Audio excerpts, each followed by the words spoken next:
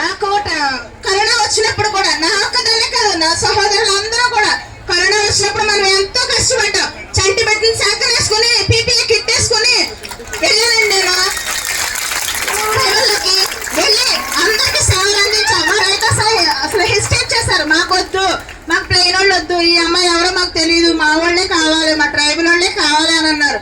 అలాగే లాలించి పుచ్చగించి అమ్మ అయ్యా మీకోసమే వచ్చాను, మీ ఆరోగ్యం కోసమే వచ్చాను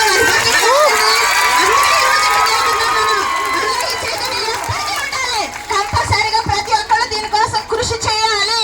మీ తోట వారిని మీరు మోటివేట్ చేయండి. కొంతమంది రాలేదు ఇక్కడికి, వాళ్ళందరూ కూడా మోటివేట్ చేయండి. ఆన్లైన్ వర్క్స్ చేస్తారు, చేయకండి. ఎందుకు చేయాలి?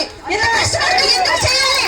ఎందుకు చేయాలి? మనం ఏమి స్థాయి చేయాలి? మనకేమన్నా హైక్ ఇస్తున్నారా?